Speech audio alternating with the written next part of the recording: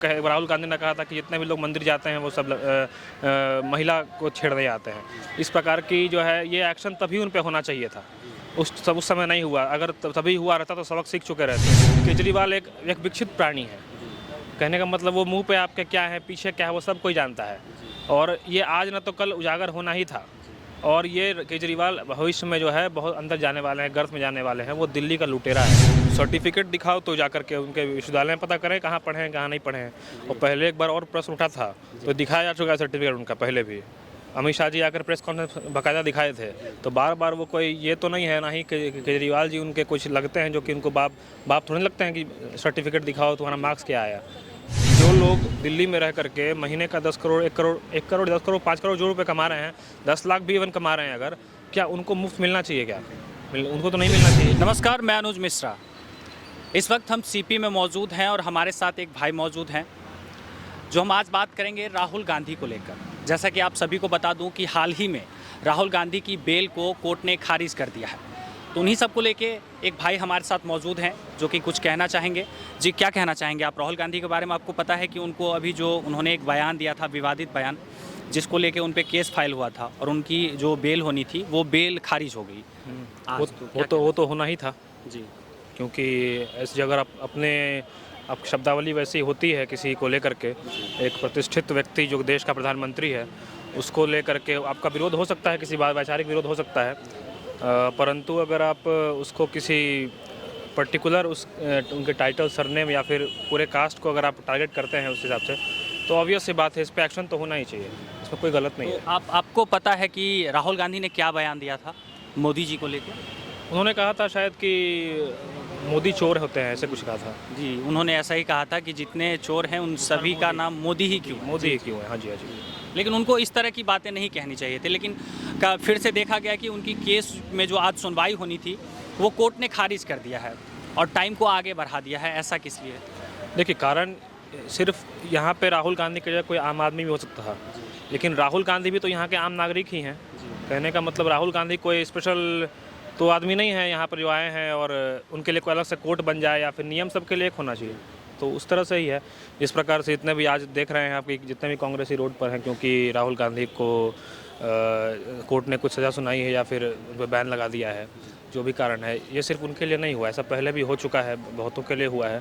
तो उनको लेकर के ऐसा नहीं है कि लोग कह रहे हैं कि लोकतंत्र खतरे में आ गया है या फिर विपक्ष के नेता थे इसलिए हो गया है, ऐसा नहीं है। अगर इसको पॉलिटिकल पॉइंट ऑफ व्यू से देखें तो ये भाजपा के लिए नुकसान की ही बात है, क्योंकि राहुल गांधी का चुनाव लड़ना जो है वो भाजपा के लिए फ़ायदे का चीज़ होता है। वो तो भाजपा के नज़र से नहीं देखना चाहिए, ये तो जो हुआ है सही हुआ है।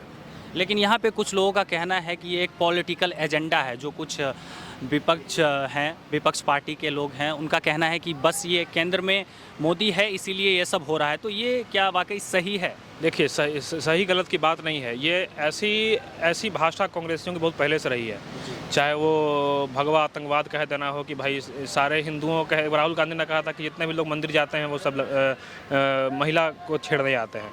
इस प्रकार की जो है ये एक्शन तभी उन पे होना चाहिए था, उस समय नहीं हुआ। अगर तभी हुआ रहता तो सबक सीख चुके रहते।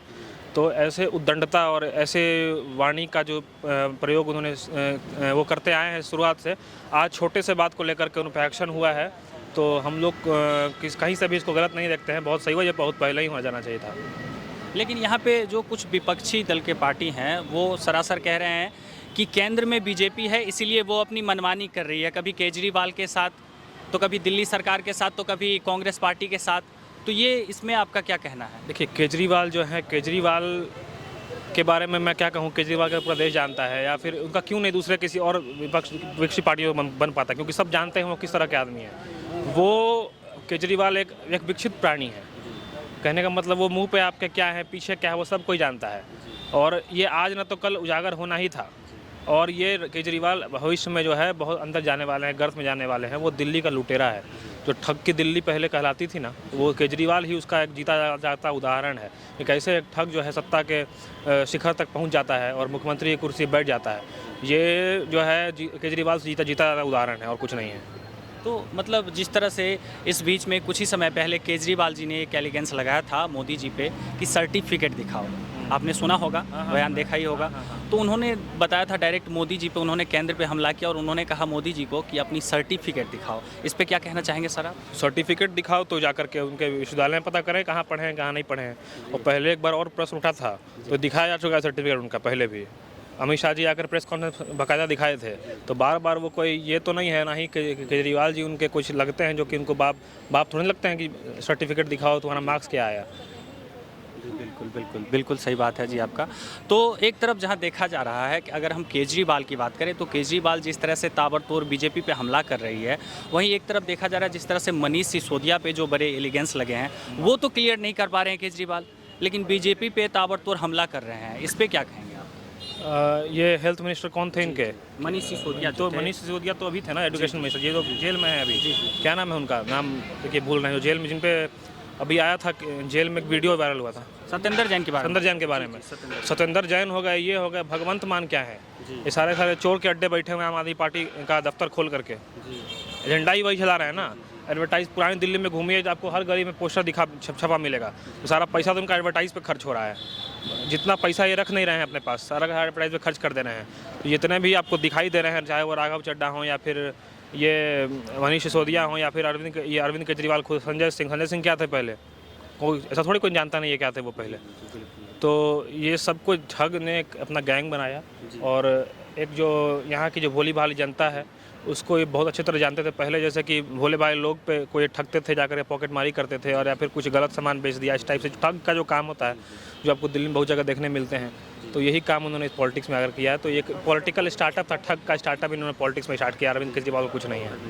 हाँ बिल्कुल। तो लेकिन यहाँ पे तो देखा जा रहा है कि बिजली फ्री, पानी फ्री, बस फ्री महिलाओं के लिए, तो ये सब फिर क्या है? अगर ठग की राजनीति चलाई जा रही है केजरीवाल जी के द्वारा तो कहाँ से दे रहे हैं फ्री? कहाँ पर से फ्री दे रहे हैं वो? देखिए मुफ्त में दे रहे हैं तो ये देश जो है वो सोशलिस्ट है, ठीक है।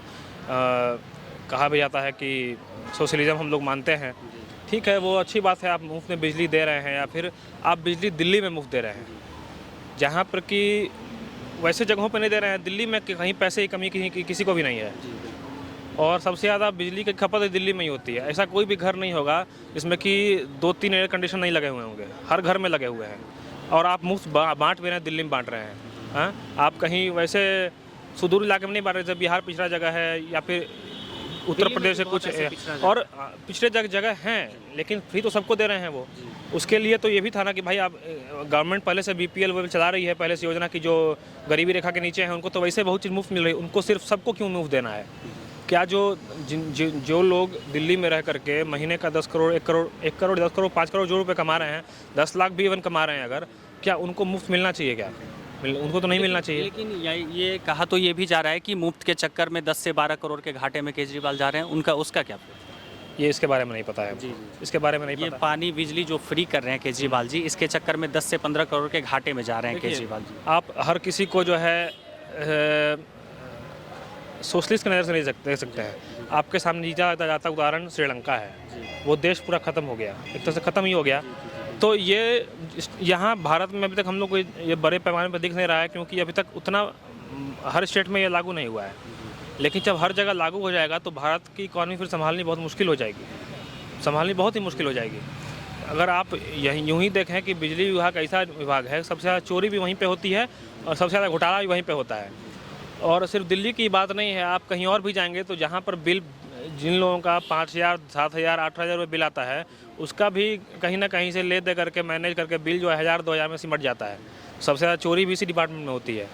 लेकिन दिल्ली है खैर क्या। लेकिन अरविंद केजरीवाल जी ने तो कहा था कि मैं 150 यूनिट बिजली तक फ्री दे रहा हूँ, तो 150 यूनिट तक अगर बिल आता है तो वो आपको पे नहीं करना है। इसके बारे में क्या कहना चाहेंगे? देखिए ये जो फ्री वाला चीज़ है दिल्ली में, इस पर मैं क्या ही राय रखूँ? मेरे हिसाब से गलत है, ये नहीं होना चाहिए। चाहे आप 5 यूनिट जलाएँ, 10 यूनिट जलाएँ, ये गलत है, तो बस गलत है।